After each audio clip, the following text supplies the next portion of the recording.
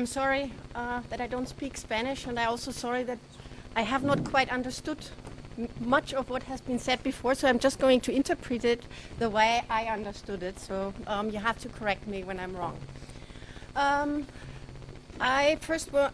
Today's talk I want to give is about work-integrated learning. So this is a little bit a different animal than the kind of e-learning we heard about so far today. So maybe just shortly to give you a background of where I come from.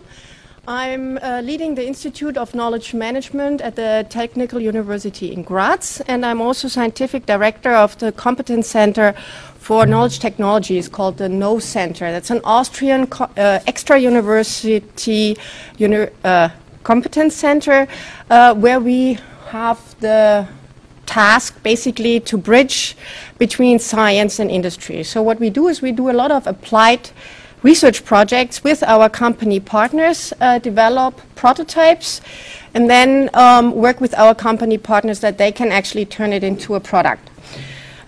So we've already have been existing for more than 10 years now, or about 45 researchers, interdisciplinary teams, psychologists, economists, as well as mainly computer scientists, and have been doing more than 400 of those applied research projects over the last 10 years.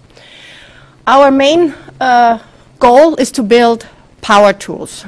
So you know, a normal power tool, like such a thing, would improve your bodily strength in order to do your work better. Our approach is to try to build such power tools for your brain. So not to do artificial intelligence, but to do augmented intelligence. So really to try to help people do whatever they do better, and especially help them in doing a lot of this nitty-gritty analysis work and dealing with large amounts of data. So specifically we're working on power tools in order to discover knowledge within large information spaces, unstructured information spaces. We then work on visualizing them in novel and innovative ways in order that people can actually get more deeper understanding of the information.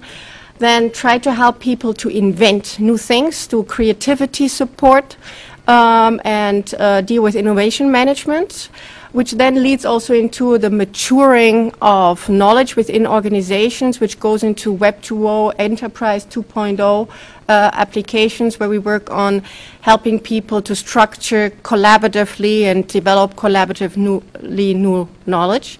And finally, we also work on learning. So we try to help people within organizations to learn whatever kind of information or knowledge that already exists within the company, and try to get it, basically ready for application within the company. So today I want to tell you a little bit about challenges for competence development, and there I want to highlight that we are talking about learning within companies. So that is, people who would be using such environments would be people who already have a very high level of knowledge about that specific domain. So we are not talking about people who are entering a whole new field where they would really have to learn all the basics new. So these are people who come from universities, who enter an engineering company, for example, and have to be brought up to speed in order to work there, or when they take over a new role. We have, in that context, developed a new paradigm, which we call work-integrated learning. I will tell you a little bit more about that later on. It involves a spectrum of learning guidance, which I will also address, and then it will introduce a software framework for work-integrated learning support, which we have developed within the Apostle EU project in the last 4 years. I then will also talk a little bit about our evaluation of this environment within 4 application domains and show you some evaluation results of that. Okay, so let's start with what kind of challenges do we have when we try to develop competencies within organizations.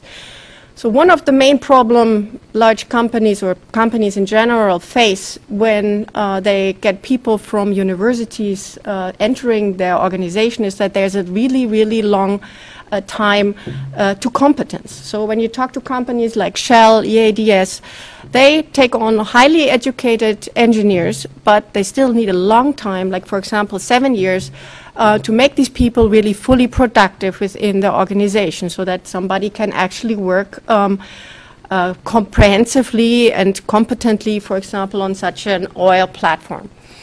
On the other hand, we have increasing unpredictability. The problem is that, first of all, people don't stay with companies that long. So, for example, a company might build up all this knowledge within a person, and then that person leaves. So then you have all this investment and no payoff.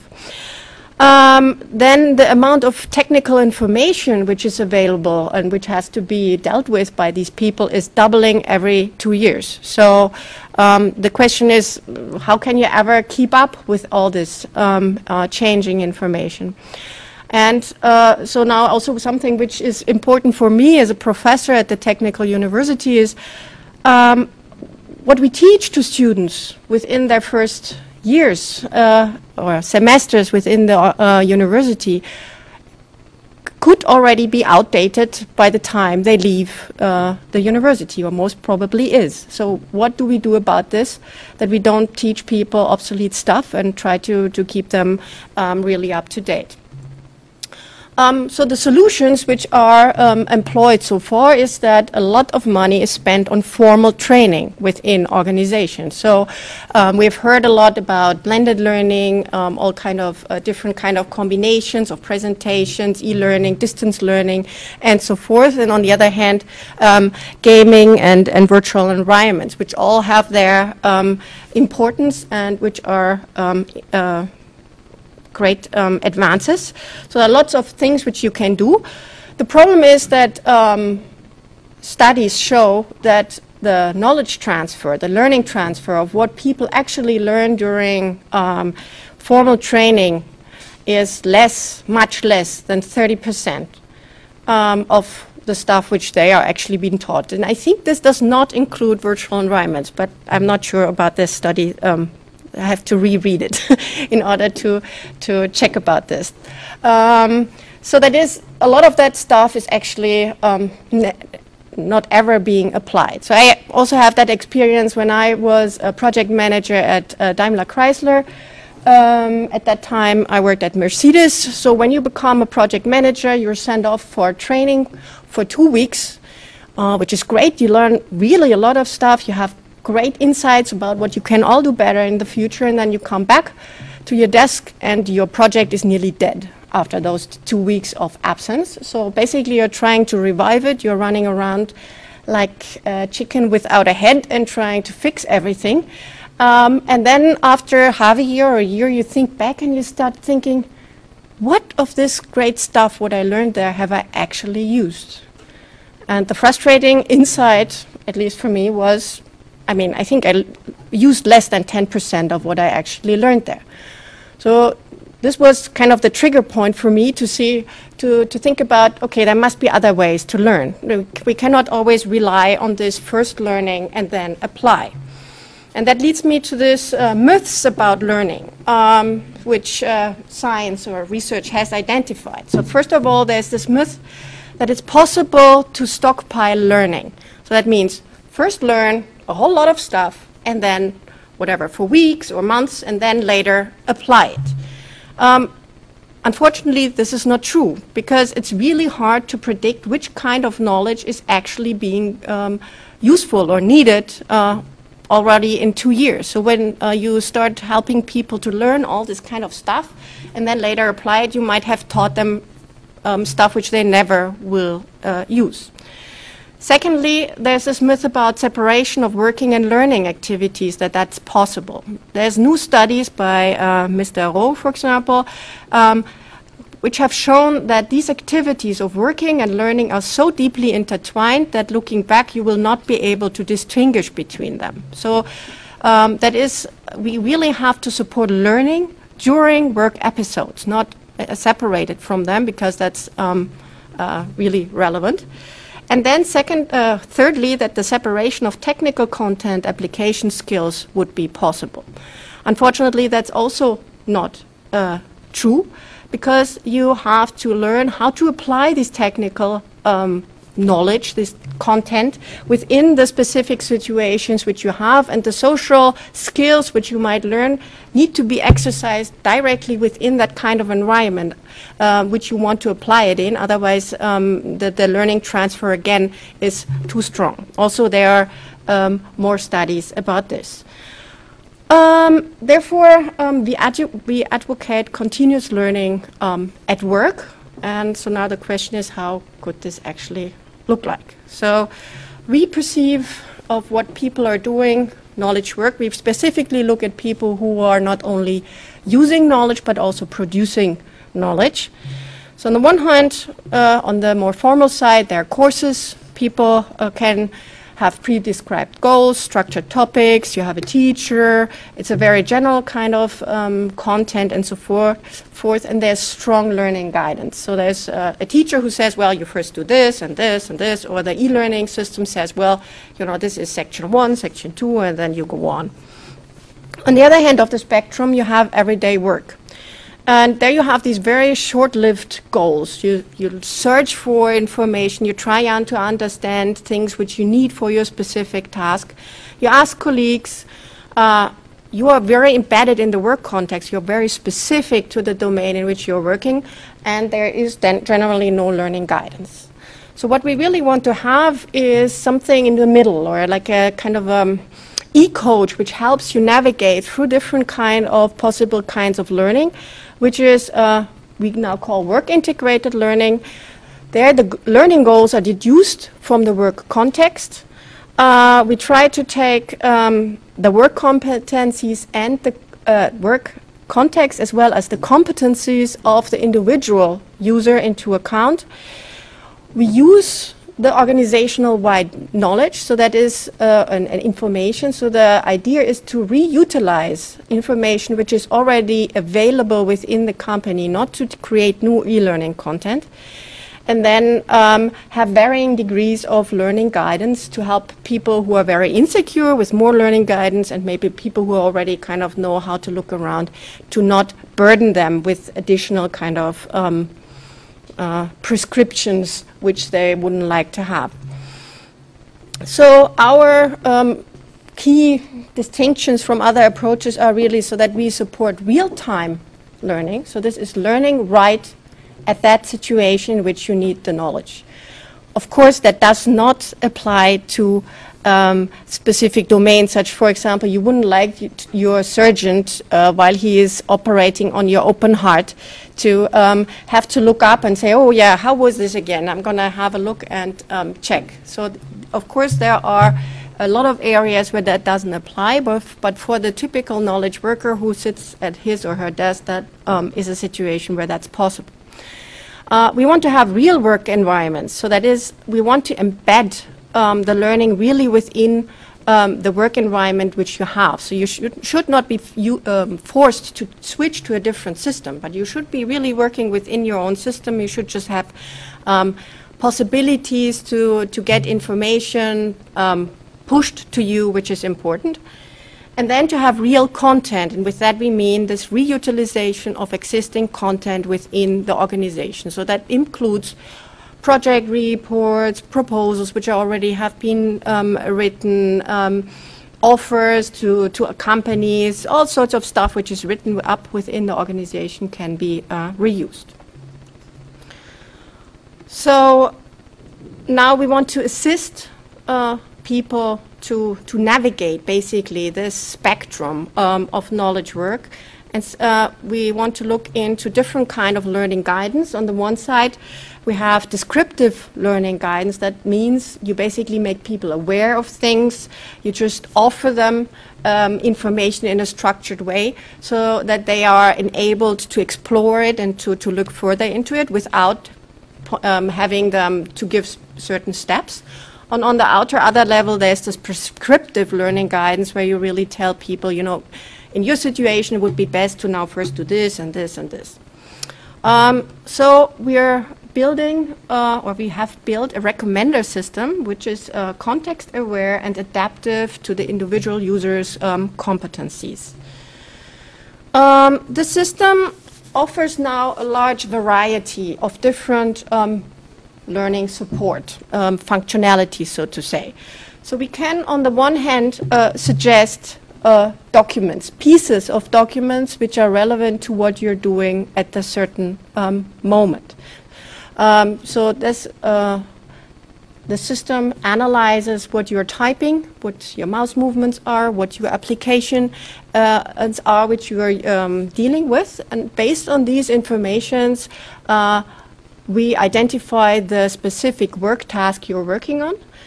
We can identify which kind of documents are within the organizational memory, and then can recommend those artifacts, pieces of documents actually to you.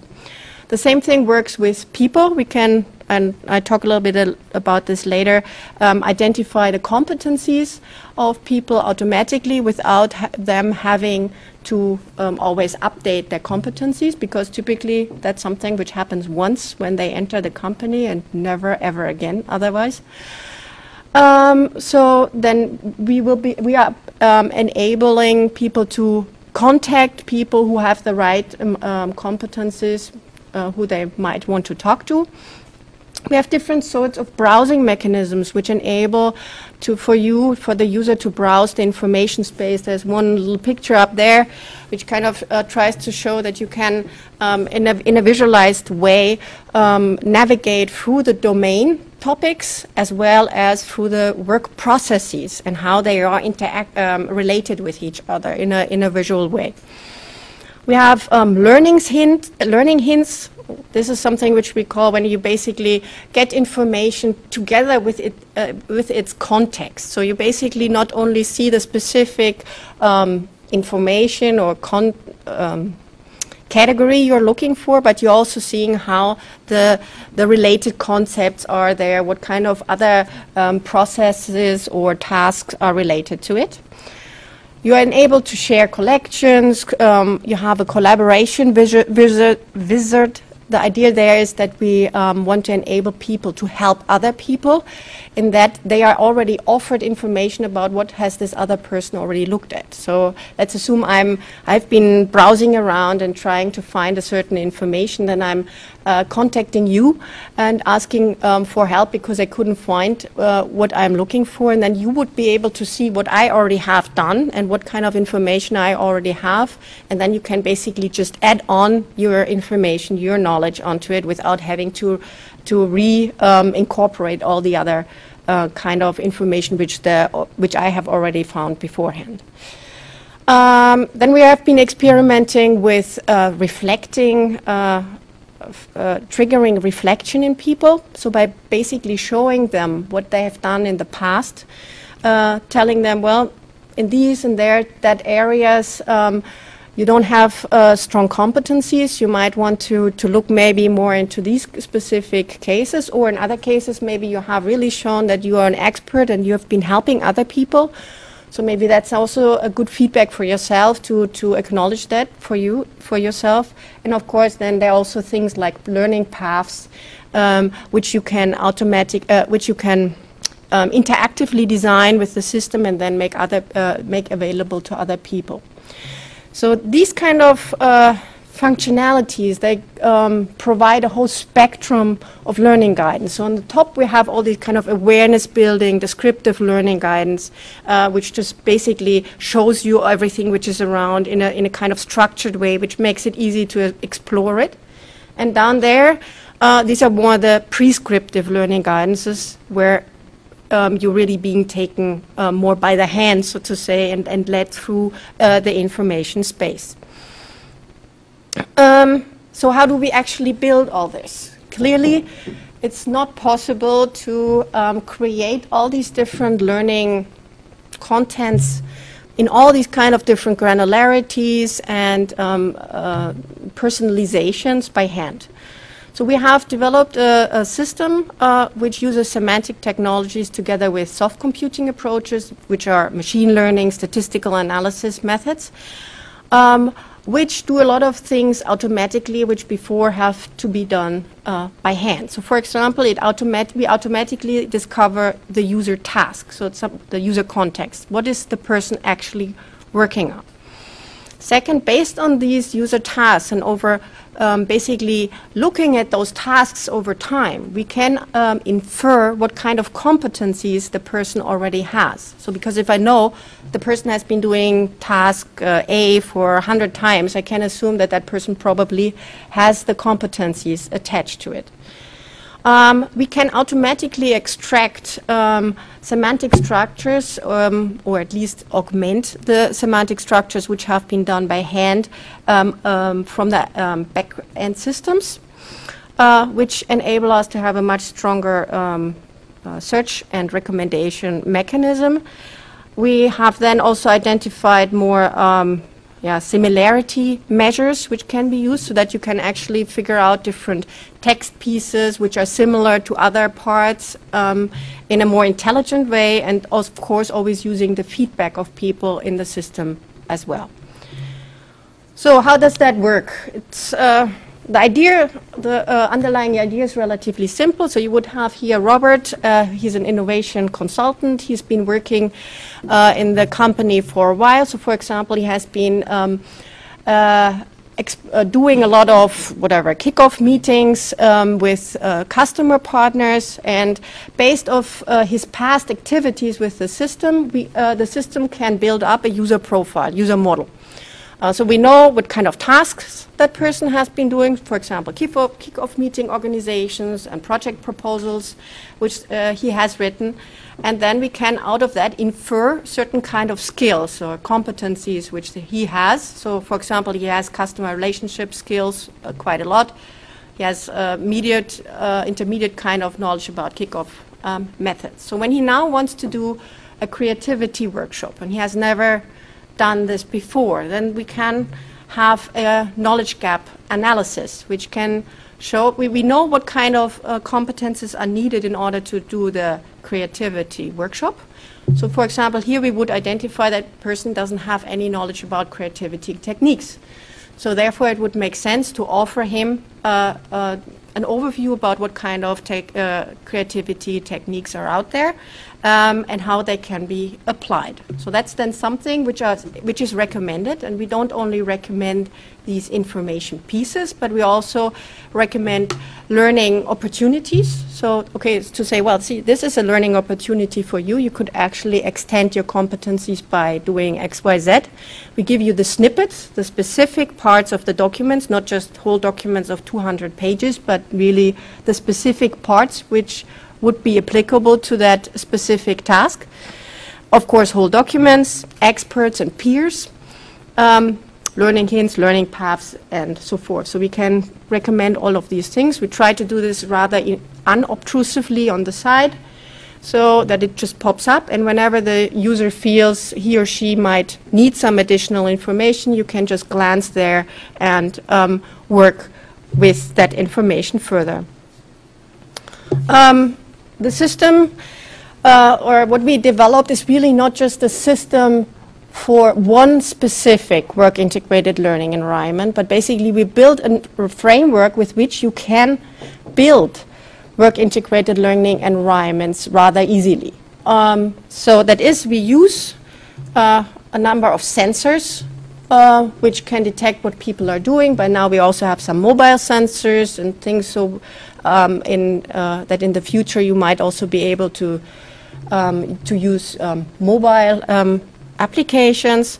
Then we have the user model, which enables us to be adaptive to the specific user. We can do then the recommendations based on an associative network in the background, which integrates semantic and machine learning algorithms.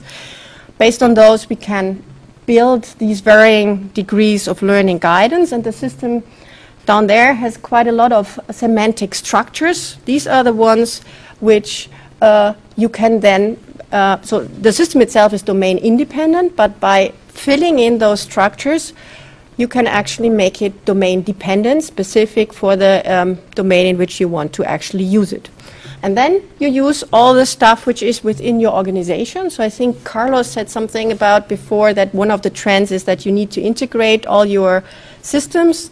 So here the idea is you just leave the systems within your company as they are. So you don't want to touch them. You just suck so to say, the information out, build PDF files out of it, and then just the system is basically just an index to those files. So we are basically just channeling and pointing the user to the right documents without touching the systems and without, because that would be the nightmare for any IT person within a company, that you start messing with their underlying systems.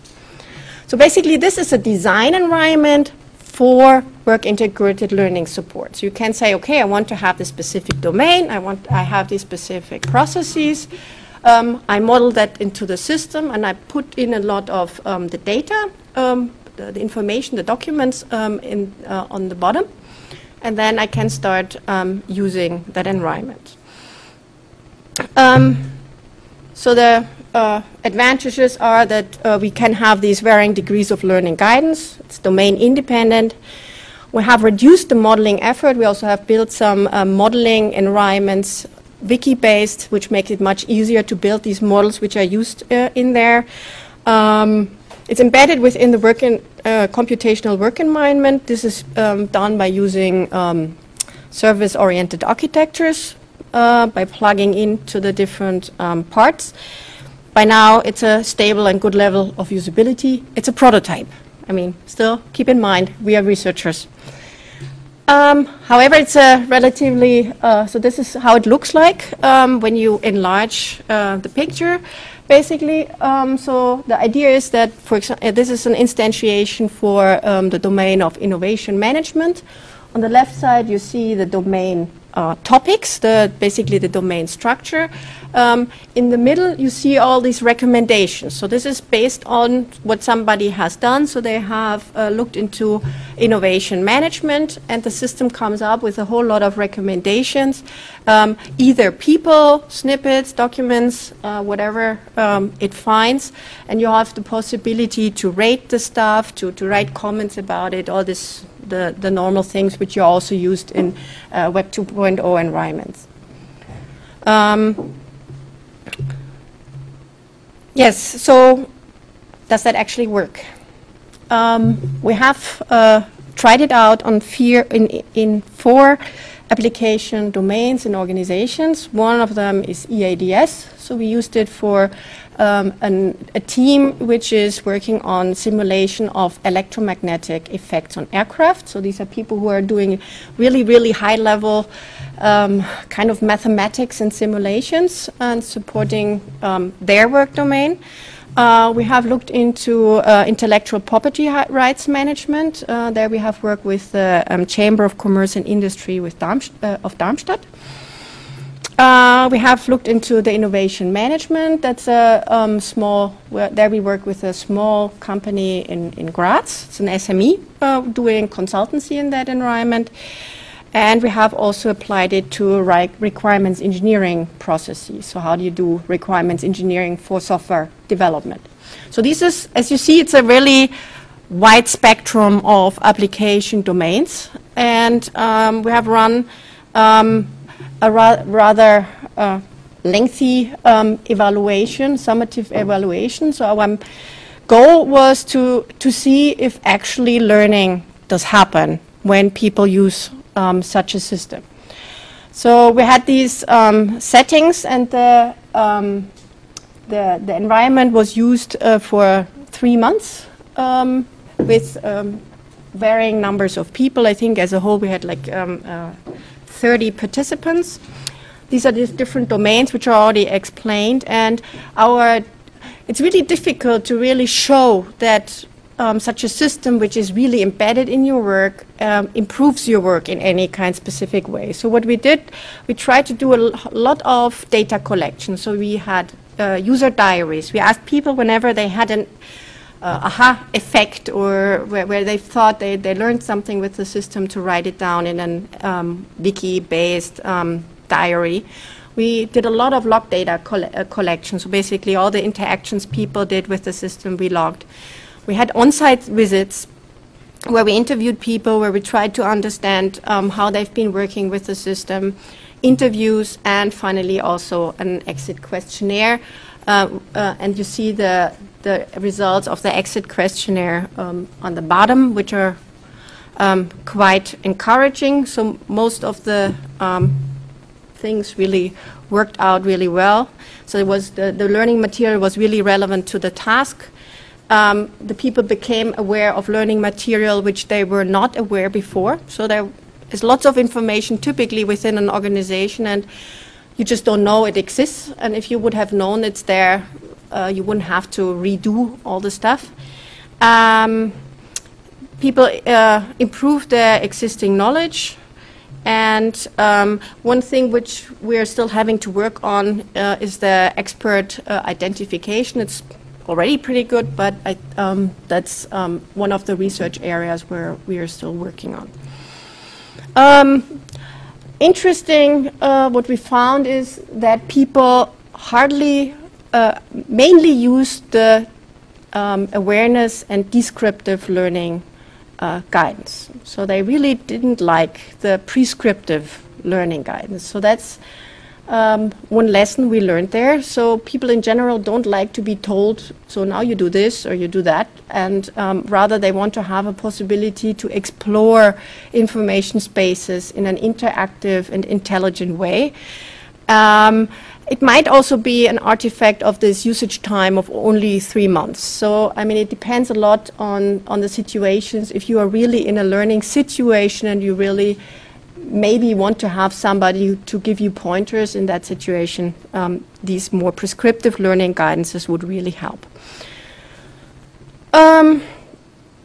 What we also learned is that this kind of a system is very effective for environments and for domains which are highly specialized and stable. So, for example, the electromagnetic simulation area domain, there it worked extremely well because much of the knowledge needed by those engineers was actually documented somehow, somewhere, and we could make it available.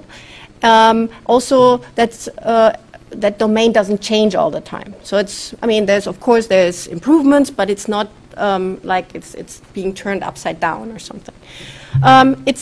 Such a system is less effective in broader areas and specifically areas which are very customer driven. So, for example, in the innovation management field, where things change quite a lot, and also the information or the knowledge is most of the time not very much documented. So there do not exist that many documents which we can actually use. Another thing is that it's mainly useful, at least in our settings, for people who are novices, so kind of like trainees or new people who enter an organization and are being brought up to speed. For them, it has shown to be very highly effective. In our cases, it wasn't used very much by experts, but that also is related that those experts in our situations were the people who brought in the knowledge in the first place. So if this would be a more living environment where people would be really bringing all their knowledge together, then we need to do some more research and evaluations in that environment. Well, we are by now also have a postal on the iPhone, Android, iPad to be used. And if you're interested, have a look at our short video on YouTube, which kind of gives you a better understanding of how the system actually works and how it can be used. And thank you for your attention.